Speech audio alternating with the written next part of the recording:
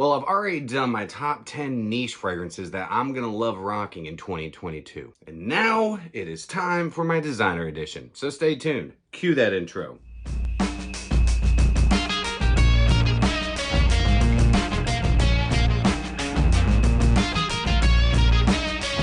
What's going on, my beautiful fragrance family, and welcome back to My2Scents. I hope each and every one of you are doing phenomenal today. My name is Brian, and this is the channel all about helping boost your confidence through the art of fragrance and helping you become a lasting scent memory. All right, so I've already done my top 10 best men's fragrances, niche edition, all the fragrances, all the niche fragrances that I'm gonna love rocking this year. Since I've already got my niche fragrances out of the way, it's time for me to give you my designers. But before we do so, let me know some of the fragrances that you're gonna love rocking this year. Do you have a top 10? Do you have a list that maybe, there's certain fragrances that you haven't worn in a long time that you're gonna rock more this year? Maybe you've been going through your collection, doing a little cleaning, and you found some fragrances that you're like, why haven't I been rocking this fragrance? I think I'm gonna rock it this year. Let me know. Drop me a comment down below. So, what fragrances do you think are going to make this list? Well, let's find out in today's Whiffs and Sniffs. Oakley dokley. So I'm going to do this exactly like I did my niche fragrances. There is no particular order. These are the 10 that I'm loving right now. Any of these could get knocked off at any time. If you have not seen my niche fragrance list, go check it out right here. So first up on the list is one that I'm just going to go ahead and get out of the way. I think all of you, if you've been following this channel for a while, you probably know this is my #1 designer fragrance of 2021. Dior Elixir. Not Dior Sauvage Elixir, though it is Sauvage Elixir. It's Dior Elixir, in my opinion. I believe, and in my opinion, this is the best Sauvage that has ever been released. Now, I used to love rocking the Eau de Toilette. It is a fantastic fragrance. Francois Demachy, the perfumer behind this, is a mastermind. He has created some great fragrances for Dior. Sauvage Elixir is one of my favorites. Some of the main notes that I love in it are going to be lavender, spices, and the amber. There's also a little bit of a licoricey accord in there, just adding a nice bittering quality to it, kind of an herbal bitter quality to it. And then you also have a little bit of patchouli and some nice woodiness. It was not what I was expecting, but I'm really glad that this came out. I freaking love this fragrance. It had to be on here. Very long lasting on my skin. It's garnered me quite a bit of attention, and I look forward to rocking it this year. Let me know your opinion on Dior Elixir. I'm curious. But yeah, had to make the list. I don't know if it'll make it to the end of the year. I've got high hopes and expectations. I don't think this is going to get knocked off. I don't foresee another designer fragrance coming along this year that's going to bump this one down. But we'll see. So Sauvage Elixir definitely makes the list. Next comes from the house of Tom Ford, and it's Beau de Jour. I'm sure a lot of you are probably like, wait a second, it's going to be a Tom Ford fragrance. It's going to be Ombre Leather Parfum. Though I love that fragrance, and I love the Eau de Parfum, and I love tons of Tom Ford fragrances. Beau de Jour is one that I haven't given enough love to this last year. So this year is the year. It's the year of Beau de Jour. Beau de Jour. Tons of lavender, and that's what I love about it. When I'm having a bad day, I wear lavender fragrances. Why? Because lavender boosts my spirits. It's known for doing that. It has soothing and calming effects. And this has a ton of lavender in it. You're going to get some lavender extract, and you're also going to get some lavender. But I love the way this becomes nice and creamy. It's almost vanillic as it starts drying down. As the opening starts kind of just drying down, the heart brings out this really nice mint accord. And I love it. I love mint. It also is quite soothing and relaxing. Beau de Jour is a fantastic fougere, but there's so many other fougères that this one might not make it to the end of the year. I don't know. We'll see. All right, I needed to add an oud in here. And I've got lots of fantastic ouds. Designer ouds, niche ouds. But the one that's actually really surprised me the most as of late, and I think I'm going to love rocking this year, is Swiss Arabian Shaghaf Oud. Shaghaf Oud. I've had so many subscribers telling me, hey, Brian, you need to get your nose on this. Hey, Brian, you're going to love it. Man, and every single one of you were right. Thank you so stinking much. Shaghaf Oud is awesome. This thing is a powerhouse. So this is gonna have oud in it. It's Shaghaf Oud, and I definitely get the oud. Now it is a synthetic oud, but it's a really well done synthetic oud. There's also gonna be rose. So for those of you out there that are looking for a inexpensive, great oud rose fragrance, Shaghaf Oud could just be the oud for you. I know it's gonna be the oud for me because I'm stinking loving it. especially this year. I should have gotten this last year because, man, this bottle will probably be half full. I love this fragrance. But the most interesting thing about this fragrance is praline. You have this really nice nutty, almost nutty sweetness flowing throughout this fragrance. And it's the ample amount of sweetness. Great fragrance, super long lasting, but you gotta go easy on the trigger. I know I'm gonna have to go easy on the trigger because this thing lasts and it projects. So Shaghaf Oud, I don't know if it'll make it to the end of the year, but again, I got high hopes and expectations. I think it's gonna be hard for a designer to beat this. Just saying, we'll see. So Shaghaf Oud definitely need to make the list. All right, what's gonna be next? Had to add a great leather in here. So I needed to add a banger leather, something that, yeah, I could rock anytime. All right, this isn't something I would really wear formally because it's very loud, it's quite brash, but I might, who knows? I'm quite adventurous. Sometimes I like to take a ride on the wild side. And I'm gonna do that with Gucci Guilty Absolute. Again, another subscriber inspired pickup. A lot of people were saying, hey Brian, this is a freaking awesome leather fragrance. Hey Brian, it's made by one of your favorite perfumers, Alberto Morillas. And hey subscribers, you are absolutely freaking right, because this is ridiculously good. I love how projecting this is. I love the longevity, and I love how it's like really brash up top and how it softens up and kind of just calms down as it starts drying down. But it's still a projecting fragrance. It's still got a really nice backbone to it, and it's got that bad boy-esque quality. Leather, patchouli, and woods. That's basically what you're getting out of this. And it is right off the bat leather. That patchouli is nice and dense and thick in it, and the woody characteristics with the added spices is incredible. Awesome fragrance. Gucci Guilty Absolutes popping up at discounters. I got mine for like 80 bucks for a 90 ml. Pretty stinking good price. I would actually pay full retail for this. I think it's that good. It ticks a lot of the boxes that we're all looking for. So Gucci Guilty Absolute is next up on the list. We'll see if it makes it. I don't know. But only time will tell, right? So Gucci Guilty Absolute. I needed a CEO fragrance. You know, I'm starting this whole venture into just being a content creator.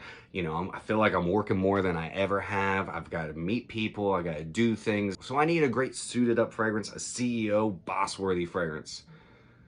And the fragrance I'm picking is Platinum Egoiste from Chanel. All right, but Platinum Egoiste, this is the boss. This is my favorite Chanel that is still being released. Lavender. Beautiful lavender, tons of florals in this, tons. But you also get this really nice green galbanum, and then you have this nice ambery sweetness. But the florals in it, man, it's soapy, it's fresh, it's clean smelling, but it's so stinking good. I remember the first time I smelled Egoiste, I was blown away. Let me know what you think of Platinum Egoiste. As for me, it had to make this list. This is my I'm gonna get the frickin' job fragrance, because I'm a frickin' boss. Platinum Egoiste, don't know if it'll make it to the end of the year. I think it will, because it's that freaking good, but yeah, Platinum Egoiste. Need a blue fragrance on here, and I'm going with one that I did not give enough love to in 2021. It is a 2021 release, and it's Prada Luna Rossa Ocean. All right, so I don't really understand the name Ocean. It's not very aquatic.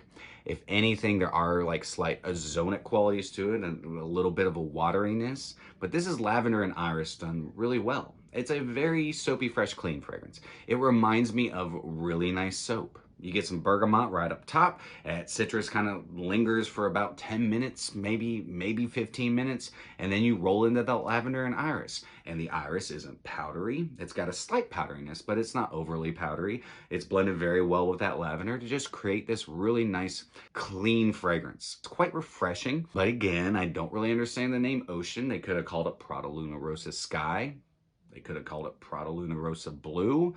I guess Ocean, since the ocean's blue, this is pretty much a blue fragrance. And there's also a nice vetiver as it dries down. It's a little dry, but also nice and clean. I like this fragrance. I don't love it yet. I want to put some more wear into it, so that's why it's going to go ahead and be on this list. I want this to be a love, because I enjoy the Luna Rossa line. I think they've made some incredible fragrances. I think there's a good lineup there. This one, we'll see. We'll see. I don't know if this will make it to the end of the year, but so far, it's safe. So Luna Rossa Ocean, next on my list. I need a really good date night fragrance, though. Shaghaf Oud would be good, so would Elixir. But I want something gentlemanly.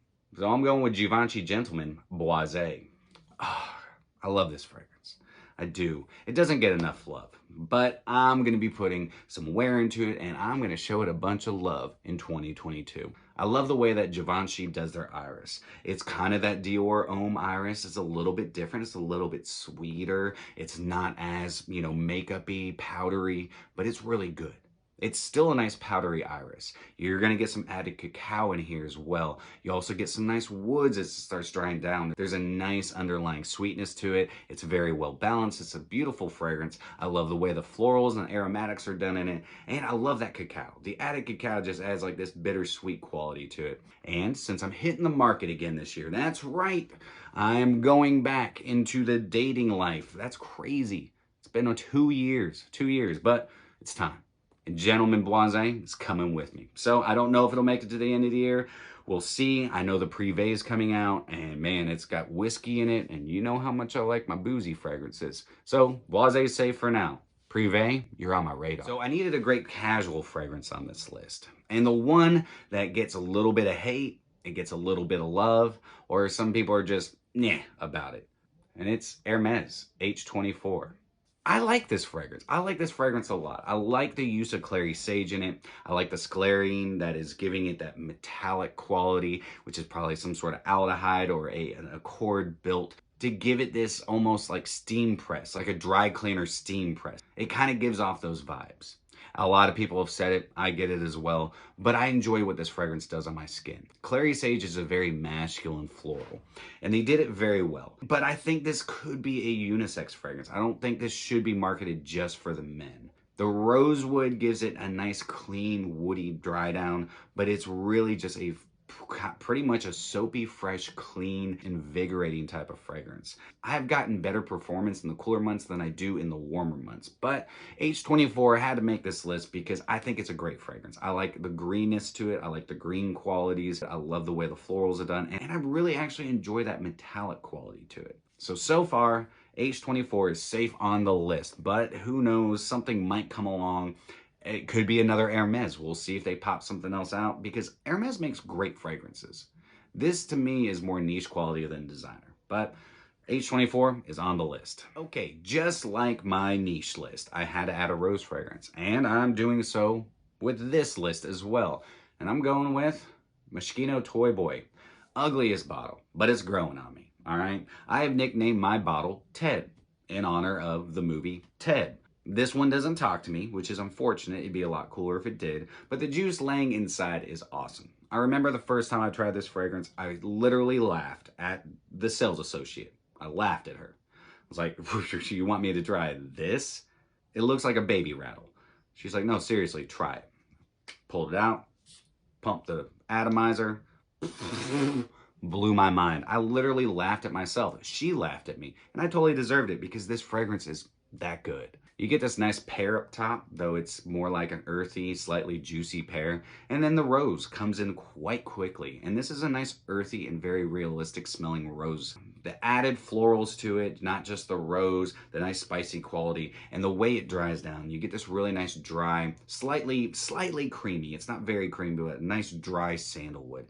Moschino Toy Boy, though, I think it should be more unisex. I think they should have marketed this as unisex. Because even though it smells great on a man, it smells great on a lady as well. Moschino Toy Boy had to make this list. It's got great longevity. It's got great performance and projection. I freaking love it. For a rose fragrance, I think this is very masculine, though I think a woman could wear it. But for those of you out there that are looking for a good rose fragrance or trying to get into rose, check out Moschino Toy Boy. Don't let the bottle fool you like it did for me, because it's good. It's really good. So Moschino Toy Boy is safe for now. There might be another rose fragrance coming out this year, or I might, find something in my collection that I end up liking more than this, but so far it's safe.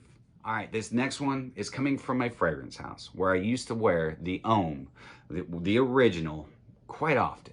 I used to love it, actually. I think a lot of us who are around my age or older used to love wearing the fragrance, and that's Joop Homme. And the one I am so surprised about, and the one that I'm loving for 2022, is Joop Homme Ice.